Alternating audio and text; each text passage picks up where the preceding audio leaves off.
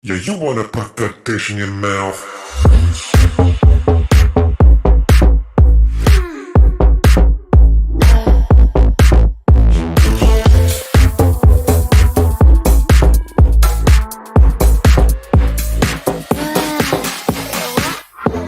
Wish you could slide into my mind and make me mine. Push play rewind. Let's whip outside, and so am I. Hi, everyone. I'm Dylan B Dickherson White, Mr. Trans USA 2022. I'm going to scoot back on here, my iPad for the first time in a while. So today we're here doing our afternoon interview with our Mr. Trans DC. And I think it's pretty nice to be able to do that right now, you know, around the time the cherry blossoms are coming. It's kind of a springtime sort of interview. And while there are some serious things going on we need to talk about, I'd really like to do this interview with him today to get everybody to kind of know who he is, what he's about, and just have him tell him a little bit about himself right now. So I'd like to bring in our Mr. Trans DC, Colton Gibbons, to tell us a little bit more that maybe we don't know. Hey everybody out there. Hey Dylan, thank you so much for introducing me. My name is Colton Gibbons. I use he, they pronouns. I'm originally from Hanoi, Vietnam, but I live in Arlington, Virginia. I moved down here for grad school and I realized that the DC area has something so like inviting for the LGBTQ plus community and the trans community that I really honestly haven't found anywhere else. So while being down here, I've spent a lot of time doing activism, working in the community, looking at the intersectionalities of trans experience within this community, like trans adoptees, trans immigrants, thinking about the human rights movements that, you know, we all kind of potentially may overlook on a daily basis, but also think about too. And yeah, just kind of being able to be a part of the community and learn about all the voices that traditionally go underrepresented. So that's kind of what I've done here in the area for the past few years. And nowadays I'm, you know, finishing my PhD, so it's kind of been a little time consuming. But yeah, I love being a part of the community. I love kind of showing up and serving and figuring out ways that we can provide solutions for all of us. Thank you. I mean, that's, you know, a pretty nice, extensive resume there, too. But I wanted you to do it because I was just like, you know what, you're going to be able to say this better than I can. But I want to like get into a couple of the things that you had mentioned because that's one of the things that drew me when I was looking and trying to find really who would be a good DC rep, what we're talking about, kind of connecting with you. And so within the last few years, while doing grad school and everything, what's the main project you're most proud of? I think you're big in advocacy, so what's the main project you're most proud of working on? Oof. Well, kind of being able to create the nonprofit Cake Society Co. was a huge big deal for me because I wanted to kind of provide that visibility for the trans community in health and fitness that I feel like people traditionally don't get. Some people that, you know, I'm working with now, they've never done boxing before. They've never felt like, you know, that they had a place in these sports that might have had like traditional versions of gender criteria, you know, things that traditionally might sound like this is like strong masculinity or this is strong femininity. You know, that means nothing. What is gender? It has no role in sports, and it has no role in being happy and in being strong in your body, whatever that means to you. So I'm really proud of that project. Other things that I've done too, like I've said, is kind of work along with trans groups that are from other countries. Some people, you know, I know that we've worked with are from the Philippines, are from El Salvador, are from literally Zimbabwe. So we've done a lot of like outreach and thinking about what are the goals that all of us as trans folks and non-binary folks and gender expansive folks face, and how can we kind of share resources and pull together as a community. I know in the DC area and other areas as well, we could feel very siloed, meaning that we could feel like we're all kind of in our own group or all in our own bucket. But that act of like collaboration and being kind of in community, being a part of a greater cause is what I really always kind of thrive in. Like I want people to feel like they belong and that there's a sense of connectedness. And you know, the way you talk about it, it's like when you talk about fitness and getting together and just moving, there's something that's really connected in that way you're talking about, whether it's kind of like that great equalizer, you know, where it doesn't matter what size or where you come from or your body, like everybody can get here and kind of participate, you know, and do it something together, you know, in like either a group kind of setting. So you're setting up something like that. The fact that you're connecting with people that like are doing the same things in other countries and really kind of creating this international community. It's something like really impressive. Like just Yeah, it's a struggle, it's a fight. I get it. Like we're all trying to show up as our best self. We're all trying to show up, you know, as we are exiting the lockdown phase of the pandemic, throughout the years, as we're kind of being able to peek our heads out, even the legislation's kind of very heavy right now. It's tough. So even though we're growing, we're growing at a pace that feels just appropriate for the circumstances that we're living in. That's great. And I think this is a good time to like ask these questions because we are doing like a little bit of a pageant interview. We will talk about that at some point. But with everything going on right now and with the type of work you do, I think it's kind of important for us to hit on some of the serious stuff. So this is a question I've gotten a lot, and I've done a lot of interviews myself with it. How would you kind of talk about these trans sports bands? So given you're doing like a lot of with your work with fitness, what's your response to these bands that say trans women don't belong in sports? Oh my gosh, I have so much to say. I wrote a literal 38-page master's thesis on this. One, honestly, it comes down to wanting to literally oppress people's rights. It literally comes down to not only an issue for trans folks, it comes down to an issue for cisgender women. It comes down to an issue of people of color. It comes down to an issue of just literally systemic bodies, of organizational bodies, trying to tell people what they can and can't do with their own literal bodies. I think it's repulsive how people want to kind of mend together this fabricated version of what trans athletes are, when realistically we hold close to no major Olympic, scholarly, any huge, and this is honestly a sad reflection for the community because of the struggles that we face and because of societal treatment. But we do not own these random categories that people assume that we're dominating the Olympics, we're dominating athlete scholarships, we're taking away women's scholarships. It's absurd. It is absurd. If the same argument against trans women were used to describe how trans athletes who are trans masculine perform, it would just literally completely demolish the argument. If trans athletes are these superpower forces because of hormones, so they suggest, because of biological bodies, then why aren't all the trans masculine people in my life with major either superhuman athletic abilities, swimming at the speed of light and jumping over things and pushing and pulling the heaviest weights ever? It's just not what trans athletes are. It's a misrepresentation. And I think no, you're so right. And I wanted to just tell you, we had this conversation with Abs the other day actually, and I was kind of it was interesting that your interview was today too, because it brought up some of the things that I would study the actual science behind it. And when we're talking people about muscular strength and this, it's well, actually, if you look at fat-free mass, there's absolutely no difference in strength between men and women anyway.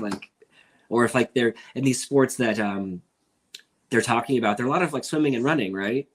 So when we're looking at cis women and or women just based on that hormone composition alone, endurance, resistance to fatigue, women have statistically been stronger at that. So trans women should theoretically be worse. Yeah. So their arguments don't hold up at all. They never do. And it's just, honestly, when I was doing research on this too, the arguments made are discussing people who are placing in 8th place. Girl, you weren't even close to the damn finish line when everybody else was finishing. Get out of here. It's irrelevant. It's so irrelevant. And it's the same kind of topic where when I did an interview with this on a radio show once, and I'm nobody ever talks about this issue when it's only when trans people have a chance of possibly winning that it becomes an issue. Of course. But I mean, it's one of those things we could talk about all day, but I feel like that's a question people would be jumping to ask you on, and so I want to get your thoughts on that, because there's a special little reason I asked that too. What's this about American Ninja Warrior? Okay, so ironically, when I was identifying as a female, I used to love American Ninja Warrior, and I'd be in the gym as a personal trainer, jumping on stuff and climbing on stuff and doing all of that. And it's kind of ironic because I think in my own way, I was trying to, I guess, feel masculine through fitness as somebody who at the time was identifying as female. Then ironically, multiple years later, I'm on Instagram doing my random fitness activism stuff, hashtagging trans athlete. American Ninja Warrior reaches out to me. I end up competing on American Ninja Warrior. I did terribly, but according to, anti-trans athletes, because of all the hormones I take, I should have dominated that thing because I'm an Olympian, because I'm trans. But no, I did terrible. I fell off. I fell off the rope, which is the first obstacle. I have really poor wrists. I do a lot of pole dancing, and my wrists are terrible. I have literally like carpal and cubicle tunnel. And I fell off the rope, but it's just ironic because, when you think about what are trans athletes, you think I'd be up there like, doing all this stuff. Ironically, I was better as a cis woman without taking hormones at American Ninja Warrior than I am like this now man on hormones and, steroids and whatever people want to say. But yeah, I was on American Ninja Warrior as a trans athlete in Texas. That was interesting. And yeah. I mean, obviously, I have my own stories of like completely like bombing like a lot of things, but you did it anyway. And I have to ask, like, how was it with the other competitors there? Like, how did that go? Everybody treated me with respect. Nobody treated me with disrespect, which I can appreciate. The ironic, or I guess the beautiful part of the sport, ironic to the trans athlete argument, is that it is all gender compete. Men compete against women, women compete against men, cis men, trans men, whatever the case is, trans women, cis women, non-binary people, everybody competes. So the argument of like men versus women doing better is inexistent because some of the people, a lot of people who are like title holdings are literally cis women or non-binary folks. So like this argument of like men are biologically stronger is just non-existent in the sport. Like it is who's more skilled, who's trained, who's prepared, who's, organically more talented. It has nothing to do with gender whatsoever. Right. And even some of the stuff that like this goes back to that science part, like that people talk about, like, well, lung capacity and oxygen capacity. There's stuff like also that there are compensatory mechanisms in the female body that make up for different things that they can't. So like maybe your, VO2 max, but then the type of your blood composition will help create that oxygen, like that make up for that deficit. So it all evens out in the end, especially in like endurance type events. So it's one of those things, again, we could probably talk about forever, and nobody wants to listen to us talk about VO2 max or anything like that. But I think that those are really key parts of what you bring to the table, is that experience you have with that, and being able to talk on those arguments. So with that, like talking about, okay, these are the qualities you're bringing, and kind of shifting to, okay, how does that fit into your plans with running for Trans USA? How are you merging the idea of running for a national competition and a national title with the experience you have? I think because of this weird like medley of like stuff that I've kind of stuck my hands into, I want to be able to really represent all of these diverse experiences of folks that may not feel that in this moment they have their own ability to do so. And I don't want to ever speak on behalf of people, but what I would like to do is bring advocacy and bring visibility to, the struggles that some of us are all in. So being trans adopted, being in athletic spaces where trans athletes aren't welcome, being, an immigrant, being a part of, groups of people who don't have English as a first language nor second language.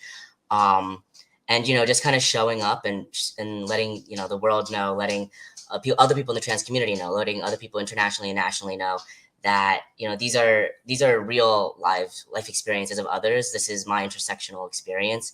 And I want to show up and provide visibility, advocacy, and hopefully also think about, like I said before, collaborative solutions that we can all work towards together to service these communities. I actually really like that answer, and you brought me to like, I love when it works this way. It brings me to like another question I wasn't even thinking about. So let's say you win. What kind of project would you work on with your contestants for the next year, the Miss and Mr.? You want to collaborate. How do you think, is there a big collaborative project you see for everybody involved in the system? Oof, you know what? It's so challenging because of legislation like constantly changing and us trans folks having to like adapt our mental health space and adapt our physical space. So here's an example I could potentially say, right? So we have places like Oklahoma, Texas, Tennessee, Florida, like really coming down on trans youth, like just like, oh my God, it's ridiculous thinking about that people want to monitor our hormones until we're 28 years old. Like, what the heck? So here's something that I would like to do, but who knows what this looks like in a year, because we're like all over the place in this country.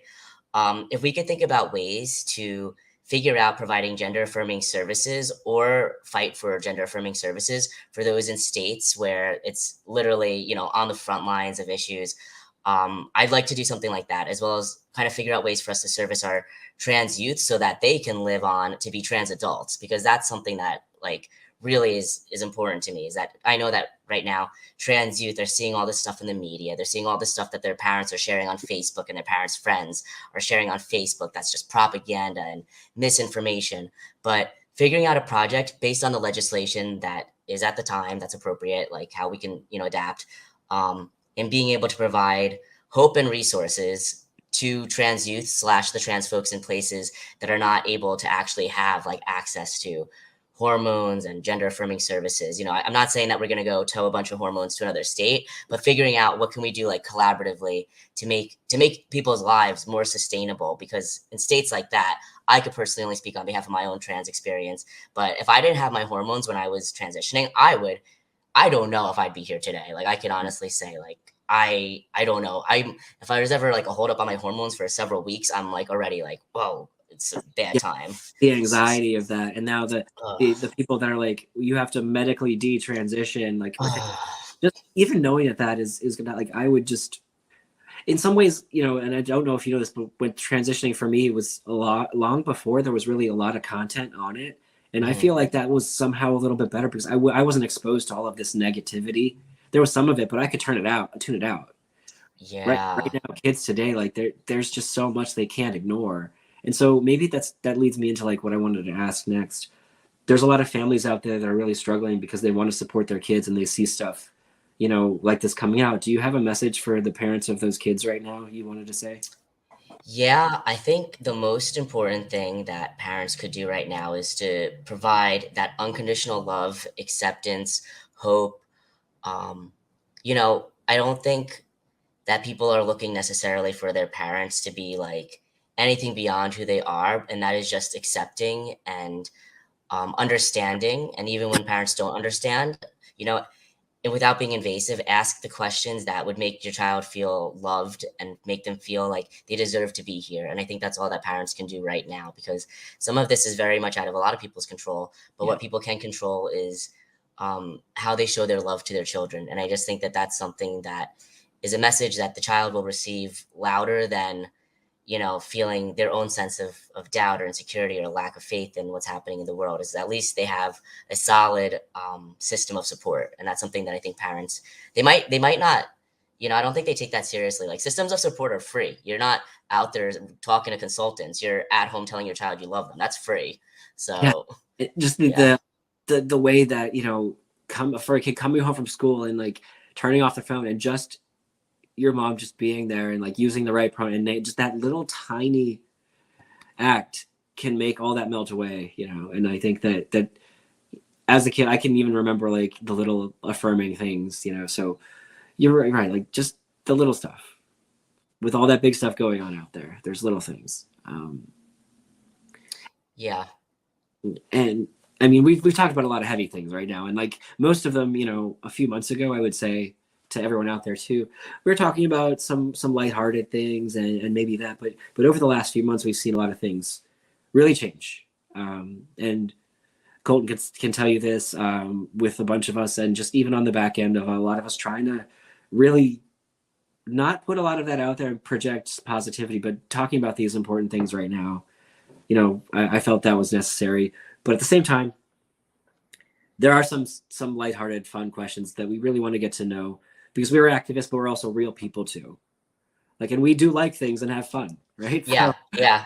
There's more to life than, there's more to life than all the unfortunate stuff that's happening right now. I always say that when the world seems this way, let the visibility and the love of us within the community, shine so much brighter than what's happening externally. Like, I think about my girlfriend who's also transgender, and I think about like, we have to live in this euphoric world that we're creating together, because I'm not here to adjust myself to cis culture. I'm not here to act, to accommodate anybody's sense of being comfortable within trans presence. No, like, we are here living, deserving to live, be in our truth, and without feeling any type of way. So live in the euphoric world that you create for yourself, because you deserve it. And I couldn't myself, so I'm just gonna say like, but I want to ask a question. That euphoric world, and this is a silly little question. I have asked everybody, and I kind of want to know your answer to this. If in that world you would like to, let's say, have any exotic pet that you could, like dogs, cats, no, like anything just out there, what would that be? Oh man. Somewhere between a panda, a red panda, and a raccoon, and I feel like they're all in like a relatively similar bucket. I really like raccoons a lot, but I do think that similar to my rabbit, they're kind of destructive. But a bear is kind of like a bigger version of a raccoon, so I don't know if that'd be even worse. So, so if I had like unlimited space and I could accommodate, probably a panda. I'd really like a panda, and I'd feed it, and I'd ride on its back. Hug it. Yeah, and I'd roll around with it. See, this is something I asked because I just want to like have our little Trans USA zoo with everybody's animals, and just I did my for yeah, I would have like probably a family of otters. Oh, They could all that's cute. They're cute together. They hug each other and play. And everyone's sees and totally gets that now. But you're a way better answer, honestly, because everyone's like, oh yeah, there's so much out there about otters, but an actual panda in your house. What'd you name the panda? What would I name the panda? Okay, so each animal that I stated would have a different name, but if I had a big old panda, what would I name it? Big old panda, but I guess I would want to know its personality. If it's more of like say be in the trees, if it likes to be more on the grass, on the mountains, and how it looked too. But it wouldn't be something generic like Oreo. It would not be something like that. It would be something like probably at this stage of my life, I'd name it after like a character. Oh, maybe like a character in an anime, but I'd want to see its personality first. Yeah, like this is my panda Chuck. Yeah. Which also makes sense in some weird way to me. But It's true. Yeah. Like, I don't know, maybe like I'd have to see its personality, but I feel like I would definitely go with like an anime character's name at this time in my life. All right, I'm down with that. But like, this is so weird that it brings me to like my brain works this way. I'm sure you've learned this by now. We talk about names. Like, I want to know its personality first, and for me, it's like, why do we do that with people? Then we just give like names, Yeah, for real. And yeah, I forget. I know there's a certain culture where they don't give the kids a name for about a year or so. They want to. I don't remember exactly what that was, or maybe that's not a recent thing, but I remember reading about that at some point. Yeah, no, that makes so much more sense. Like, but like that's also like gender. Why are we going around giving people I think the whole point, like we talk about, is like one thing that I think we can both get like, why do people care so much about what I do? You're never gonna see me again. Yeah, I think that's the part that's missing about like childcare in general. It's like people when they have their kids and stuff, they obviously they know that they're raising a human, but they're thinking about it of like I am raising my human, not I am raising this to be their own human.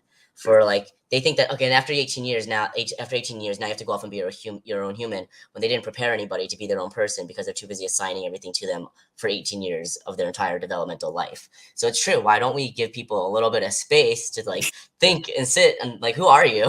Who are you even? What are you doing with your life? Like, what do you like? Right. And it goes back to the whole idea, like, children are real people. They're actual humans. They don't just randomly become humans at age 18. Like, you give birth, and then everything from that moment on is the development of this person. Like, so it's kind of something that I think maybe you would agree with me on this. The logic of a lot of these trans bans and these bills, it's like just this lack of understanding, not only of basic science, but of how just child development and human beings actually work.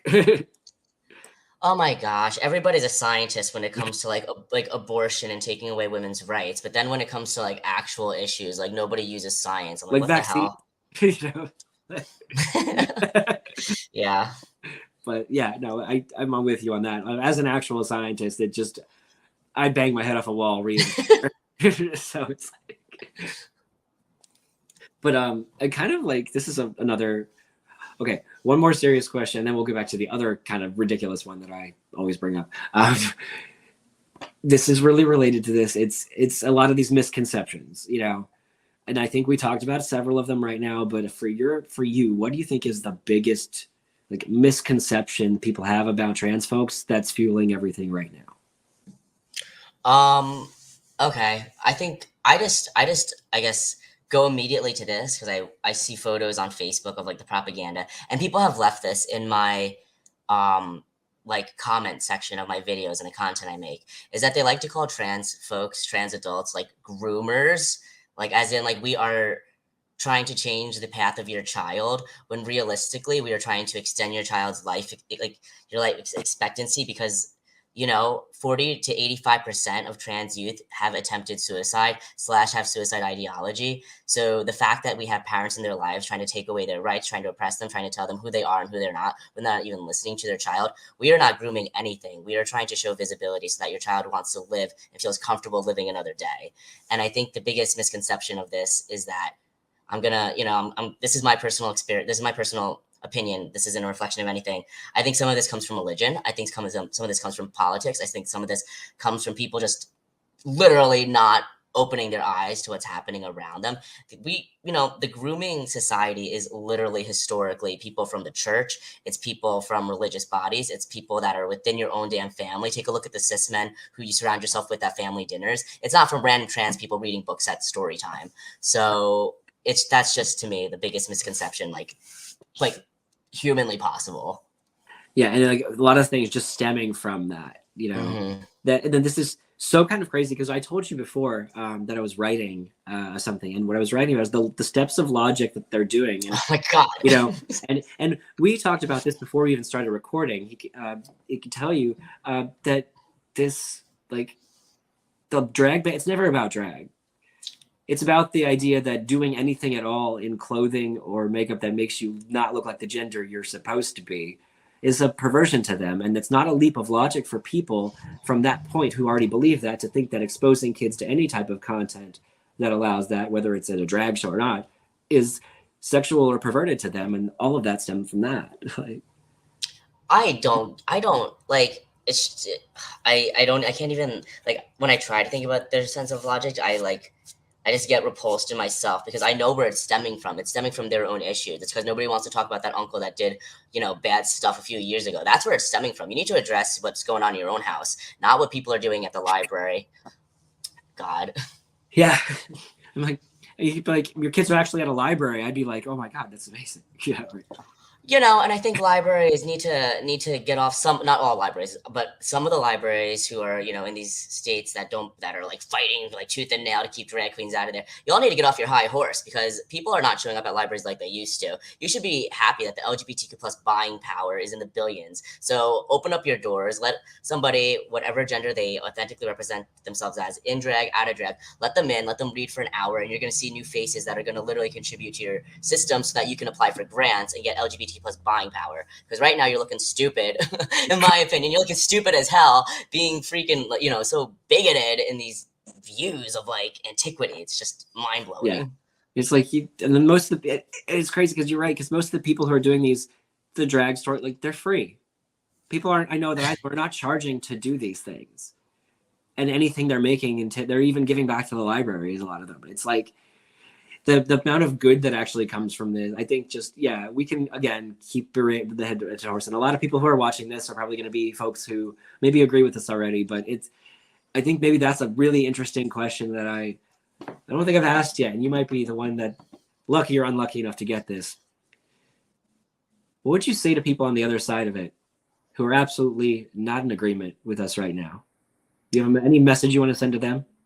Yeah. Honestly, it's the same message I just said. The LGBTQ plus buying power is in billions of dollars. You at this time in the economy, y'all can just close your mouth and look nice for a few damn seconds so that you can reap the benefits of our community. Like, God forbid you just played nicely, because you've been expecting us to play nicely for years, for all of America's existence. You've been expecting the LGBTQ plus community to just sit back and be like, oh, we're going to accept this culture. When no, you know what? Now's the time when the LGBT plus community is rising in economic stability. We're rising in the amounts of visibility in our identities, of being comfortable and being present in public spaces, that it isn't, our community needs to adapt to you. It's that, wow, for once in your life, you need to realize there are people in the LGBTQ plus and trans community that are holding positions of power, holding positions of economic power, holding positions of socioeconomic power. And yeah, you know what? Play nicely in the same way that you've expected us to play nicely, because it really wouldn't kill you to let your child sit in front of a drag queen for like 35 minutes and listen to some storybook. Like, your child's not going to turn around and be any different than who they were when they entered. It's going to be fine. Don't be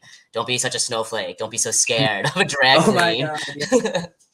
But that only works on their side apparently. And no, and before we get to like our final like little questions, like you hit on something within what you said that's really important. Like for a group of people, and it always seems to be the same kind of group of people, that your entire identity and all the strength that you know comes from things about you that you think are so inherent. Your masculinity comes basically from the fact that you have, this particular piece of equipment or these types of characteristics. But if that's all mutable, if those things are really just smoke and mirrors for what's your strength come from, what's your identity come from, and our community has that already. We don't need, like, we had to go find that for something. That's a strength that people are scared of.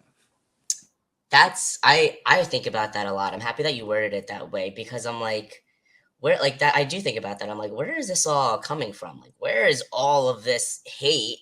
Call it what it is. Where is all this hate coming from?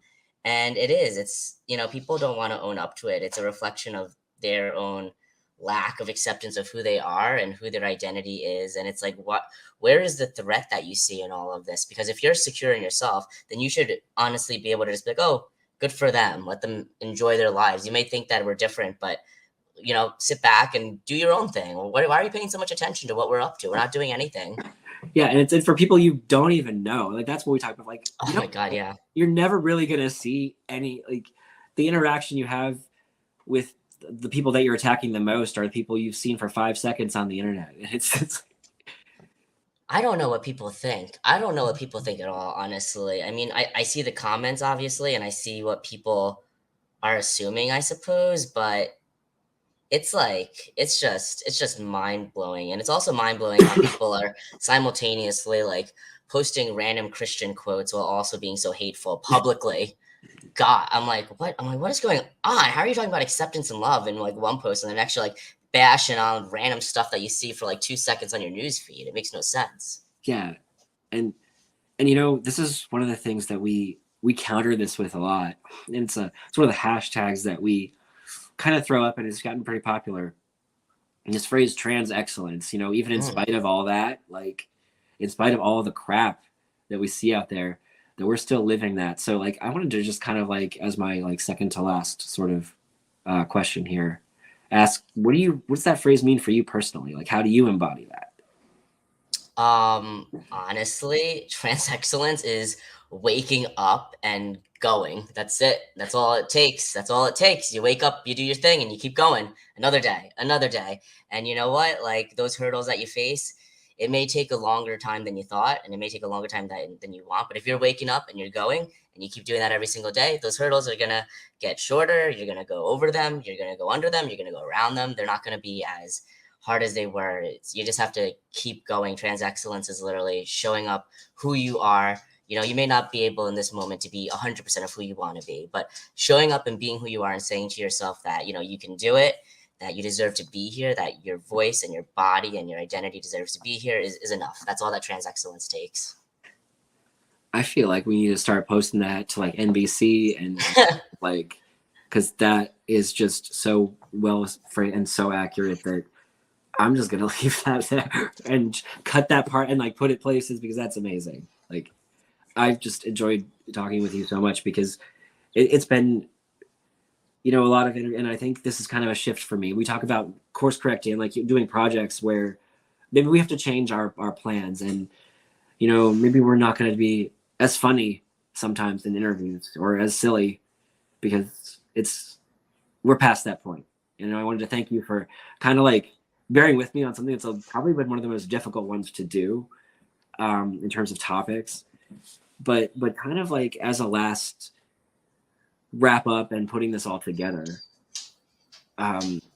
if we talk about all these projects we want to do and like the big plans we have, but there's also that personal element of it and in this pageant that this is all related to. So I wanted to ask, like, whether it's at the national competition itself or just throughout the experience during the next 9 months or so, what is it that you personally want to get out of this, like, for yourself? For myself, great question. I'd like to, I guess, yeah, I guess bringing that kind of like um, combination pact of strong activism that's rooted in fundamentally wanting to be collaborative and serve underrepresented voices with the traditional system of like pageantry, with the beauty, demonstrating what does beauty mean for everybody, like what does beauty mean internally, externally, like, you know, both of like your personal beliefs and also externally how you represent yourself. I'd like to just kind of bring that together because, you know, whether we want to be activists or not, whether we want to be advocates, we have to be in this world that we're living in when literally laws are telling us we can't. We have to be our own advocate, or we're not going to be able to fight for our hormones or fight for our, whatever we want. You know, there's so many people out there that have their own destinies being trans that you need your own voice, unfortunately, because or else you're going to get muffled over. So I think, you know, over the next 9 months, what I'd like to do is kind of find what does that like, I guess, what does that like combination look like? What does it feel like? What does it feel like meeting people who also share the similar vision? And also showing that to other people, because you know what I think, not just internally within, you know, the Trans USA system, but externally to other people who might not be familiar with pageantry, activism, or trans folks, like all of those things people may not be aware of whatsoever. Showing that, you know, trans beauty, trans activism, it is so inherently meshed together. Like our beauty is within who we are, and our beauty is in fighting for how we want to look. That's what all of this is about, is fighting for showing up as who we want to be every single day.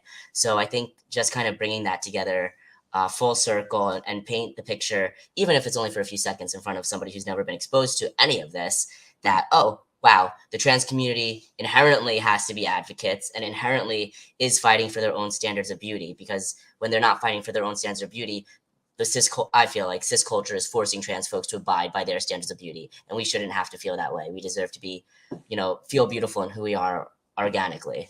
So yeah. Again, these sound bites are amazing. I mean, like you hit the nail on the head too. Like this is about showing people beauty the way it should be. Like it's by us, it's for us, and like it's not conforming to anybody else's standards. And I think that, you know, you're going to bring a lot to this and get a lot from this based on what you just said. And I think that, you know, we kind of like a couple minutes, it's over this way, but I think I just wanted to ask if, before we head it out right now, if there's any last little thing you'd like to leave everybody with, or would you rather them just listen to the statement that you recorded for us? Any last thing? I really just always tell people, like, do not ever compare yourself to anybody else's transitional journey, to what they're doing with their life, how they look, like what, you know, what you would like to look like. Like never, ever, ever compare yourself to anybody else, because everybody in the trans community is doing like 2 million things. There's just too many variables. There's far too many variables with, you know, your own DNA makeup, with what other people are doing with surgeries or hormones or no surgeries or no hormones, or like there's too much going on. So it would just be for people to like value who they are, and then whatever you see for yourself in the future, if you're not there yet, you know, marinate in the beauty that you have right now, because whatever you have now is only going to flourish as you continue to show up for yourself.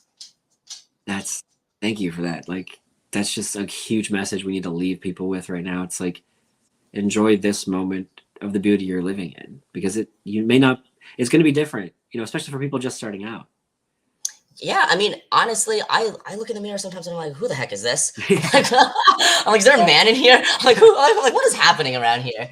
But yeah, it's true. Like, even, you know, for the trans elders out there who are thinking like, oh, who was I back then? What do I look like now too? Like, I just kind of feel like, you know, we're just all at so many different points that, you know, it's like you said, like be the beauty in who you are right now. Like, that's what counts. And, you know, if not, because we are, you know, in some beautiful way, like, you know, Mr. and Mrs. and, you know, Nick's potato head, we can kind of change things around a little. If we don't like what we see, we can just keep changing things around anyways. I have literally just myself that way before, so I just think that's hilarious. I mean, it's kind of because like we're already not abiding by standards of cis beauty, so it's like, all right, well, you don't like your hair that way, then I'm for one, I'm like shaving things off, putting things on, doing random stuff. I'm like, until we're happy, we're just gonna keep changing things. It's like that's just kind of the whole thing with everybody. It's like it's about just being happy and being free to do what you want, and I think that's the simplest when it comes down to it. I think that we can kind of wrap up at that point, but I definitely want to get a bunch of us involved in more conversations like this. They'll be seeing a lot of stuff. Like we said, we were planning on some kind of big things in the DC area, since we both do live really close to one another, probably about 35 minutes away. So I'm going to, with that, say goodbye to everybody for right now. And I'm going to say goodbye to Colton for right now, but probably still talk to him for the next 5 minutes. But, videos. But again, thank you everybody for joining us this afternoon, evening, whenever this ends up airing. I'm Dylan B Dickherson White, Mr. Trans USA, and I'm going to let Colton say his goodbyes. Thank you, everybody. Appreciate your time. Thank you for being here and listening to all of this. Like I said, again, my name is Colton. If you are interested in any of this stuff that I kind of speak on, the issues that I represent, and even some of the resources that I have to offer through my nonprofit, you could personally find me at Colton, COLTON Gibbons, B as in boy, ONS. That's my Instagram, or Cake Society Co. is our Instagram page. We post, our fitness classes that we offer when we're doing different events. We're working on doing a name change clinic for the month of trans visibility / going into April. So feel free to join us for anything. And I hope to see you all at whatever next event we do together. Yeah, you wanna put that dish in your mouth.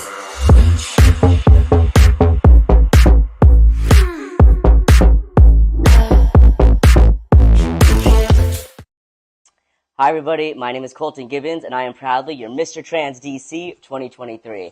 I use he, they pronouns, and I'm originally from Hanoi, Vietnam. I identify as being a trans adoptee, meaning I was adopted at a young age. I've lived most of my life in New York / in the Connecticut area, but I moved down here for grad school in the DMV area, being predominantly in the DC area for most of the activism that I do. Some of the work down here that I do focuses on trans immigration rights, trans basic human rights, as well as also thinking about how can we bring health and fitness to the trans community at a more accessible place. When I started my nonprofit initially, I was thinking about the different types of gyms, the different types of sports programs, dance programs that are available for the trans community. And I realized accessibility is really hard to find. People often don't think about all of the different types of things that the trans community needs to work out, to feel empowered. And that's why I created Cake Society Co. Through the work I do there, I really try to make it accessible and also find ways to make trans folks feel empowered through not just the movement of their bodies, but also receiving the care that they need, as well as the empowerment and the support that they need. Some of the work we do is we distribute different types of gender-affirming essentials, ranging from sport bras to packers to binders to makeup. And this is all just to kind of be able to recognize that trans identities are special and we need accommodations that insurance / society doesn't recognize. Like I said, my name is Colton Gibbons, and I'm super excited to meet you all / to get in touch with you all through this system. And I'm really hoping that through Mr. Trans USA, we will all find a way to bring exposure to the trans community as a whole. See you all soon. Yeah, you wanna put that dish in your mouth.